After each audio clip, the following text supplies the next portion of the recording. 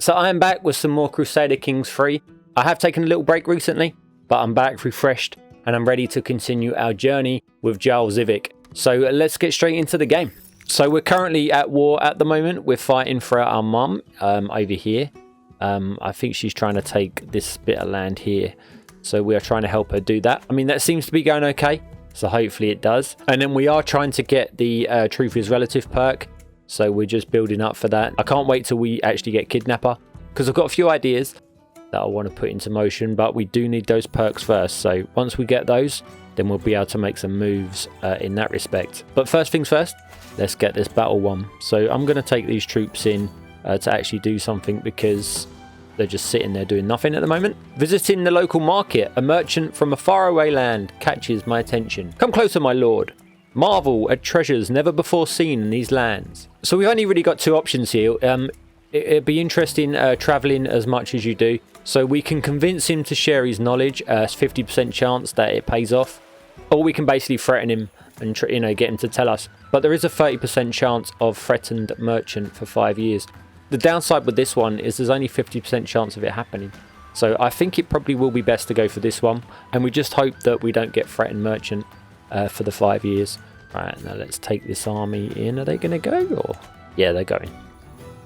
Come on, boys, get in there. Okay, now we're just sieging this castle. Oh, okay, and we got it. Nice. So let's pause that. So be it. So we got that war over the line.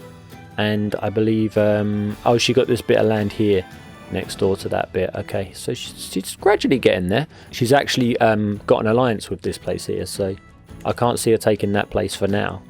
But that's a lot of land up there. It's pretty much all of Norway. And as I mentioned many times before, we are the heir of our mother.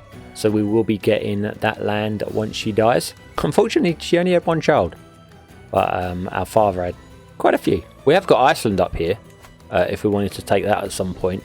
But I don't really think that's necessary yet. Because I think once you take Iceland, you then want to be taking these islands here. And then making your way down to Scotland.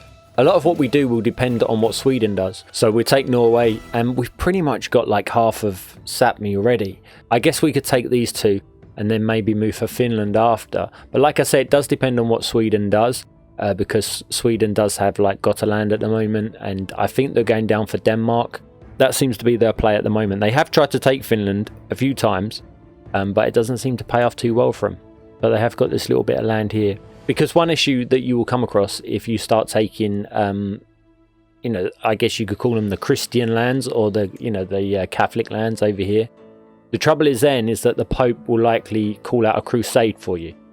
And when the Crusades come, yeah, they're pretty tough to beat, because they just have so many troops. It's almost impossible to win. Obviously you can, it's just very difficult. So that's one of the reasons that I'm not too keen on going to the left here. So that's just a rough idea of what the plan is in the long run. But the thing we have to try and do now is we do have to try and build our money up, and hopefully improve some of our counties if we can, because it does cost a lot to improve your counties. For the third night in a row, I am sitting at the same table at the same inn. It has an excellent view of the bar and the captivating barmaid behind it. My daydream is interrupted when my mother, Jarl Inga, slams her tankard down on the table. I have seen you gawking at Sig all night, she whispers with a sly smile. I do not blame you. She is a fair woman.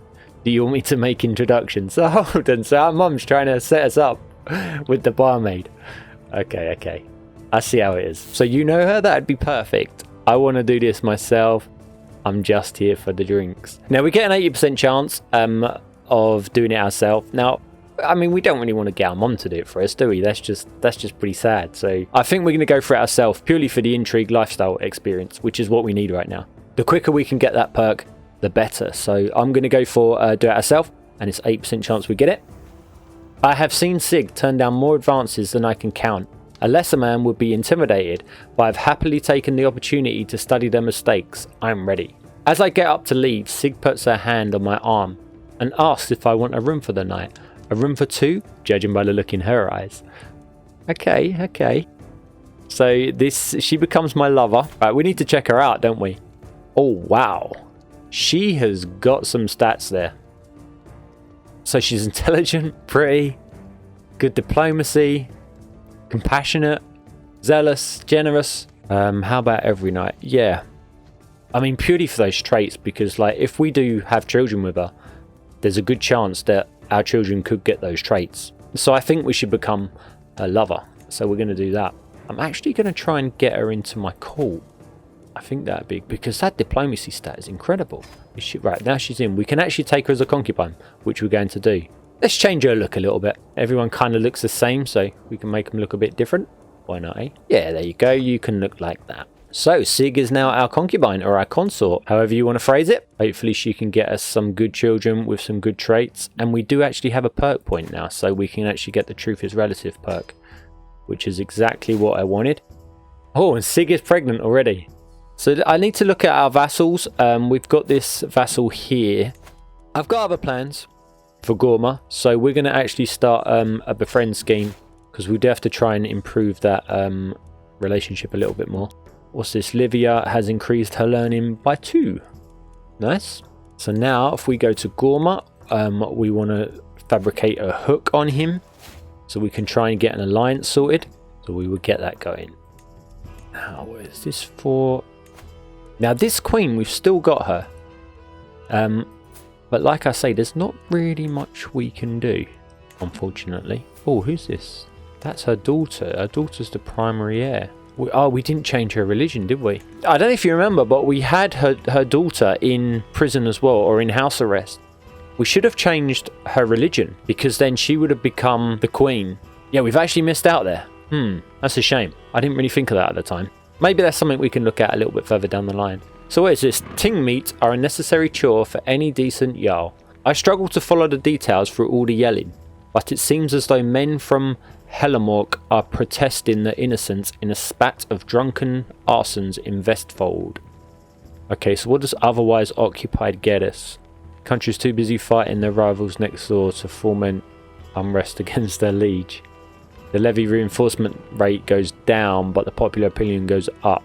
Yeah, see, I don't really want popular opinion to go down at the moment, because we're trying to work on our control. So I guess we could take the hit on the levies, but we do get minus 25% levies, which isn't great. We've currently got 3,000 troops. Yeah, okay, we'll do that. We'll take the hit on the levies. Why not? It'll be okay. It's only 2 counties. I'm pacing back and forth inside my residence, thinking about this or that, and then I accidentally bump into some of the furniture. Whoops, silly me. So our marshal has finished the control in, is that Delamork? So we do have to work on the control somewhere else. We're going to work on control there. And my son and heir. So Sig has actually had a child. So I actually had a lot of comments last time for some name ideas. So by using a random comment picker, we're going to pick the name of this child. So I had a bit of trouble with OBS, and it's actually a new day for me. Obviously this will still be the same video for you. But getting back to where we were, we just had another child, and after picking one of the random comments with the comment picker, we come up with the name Kimbe. I assume that's how you pronounce it. You have to let me know if I'm correct on that. But yeah, we're going to go with Kimbe. And for the education focus, we've gone with Marshall, which is what I like to do with all of my sons. And I'm going to use myself as his guardian. Now, he is a child from our concubine. Unfortunately, he didn't get her intelligence trait, but he has got the beauty trait. So that's going to help him out. So currently we are trying to get another perk point so we can go around for kidnapper, but we have got the Truth is Relative perk. Now we have 2 schemes in the process. We are trying to fabricate a hook on King Gorma so we can get the alliance. And we also have a befriend scheme on our vassal, also our sister-in-law. So hopefully we can get that befriend perk. I mean, the goal is to befriend all of our vassals if we can, so we don't get any issues from them. Now for a short time, I'm going to use our steward to just increase development in our capital and hopefully improve a lot of the things there, because I do want to start upgrading some of our holdings, and that's going to help us along the way. Now I think the next place that we can look to take in is probably this place over here, because they've only got 616 troops and they are only currently being raided. They have no alliances. So that is a place that we're going to look to conquer, and it's only going to cost us 75 prestige. So that's something I'm going to do. We're going to try and take that, because we know that we're going to be getting all the green once our mother passes, and then having that place there will just add on to what we will have. So taking that is definitely going to benefit us. So we are going to spawn our troops here. Right, so let's go there. Let's go and take that place. We won't need any of our allies because, like I say, he's only got 116 troops. Okay, our wife is currently pregnant again. But we have another child on the way. actually crazy how many children we actually have in. Why are they going all the way around here? Actually, let's move them to here. So it is a well-known fact that courtiers will scheme and plot, but I may be able to use this to my advantage. This will give us court spies for 5 years. I do like this one though, because we do have a chance of getting 100 intrigue lifestyle experience. Worst case scenarios, we lose 75 prestige. So we're going to go for that one. And yeah, we do get it. My efforts to get closer to Chief Pordis have proven challenging, in no small part because of the pressure she is struggling to deal with. Perhaps it would aid me in more ways than one if I were to ensure her a day by herself. Okay, who is this? This is my vassal. Okay, this is for our befriend scheme. So she gains 10 opinion. We gain some stress though. Yeah, okay, well that's the only option we've got, so we're going to go with that. Okay, where are you going? Right, let's get you here. Where's our other troops? Here they are. My concubine Sig holds me in her arms, and I feel a seldom felt happiness. Just imagine if this could last forever. She could be mine forever. She could be forever mine, and mine only. Oh, okay, this is for her to become my soulmate. No, I'm going to take the stress. I mean, I don't really want her as my soulmate. He's getting a little bit too carried away. Right, let's get these troops in there. I offer Keltimunder my sincere thanks as he stares angrily at me through a haze of alchemy. So they're doing some tests on one of my best knights. We get 50 intrigue lifestyle experience though. Ooh, well, we could go, yeah, but he could be killed. The 100 lifestyle experience, that looks quite nice, but there is a chance that he gets killed. Only a 15% chance. I'm going to go for it because I really want to get those perks. So if we can get that experience, it'll be worth the risk.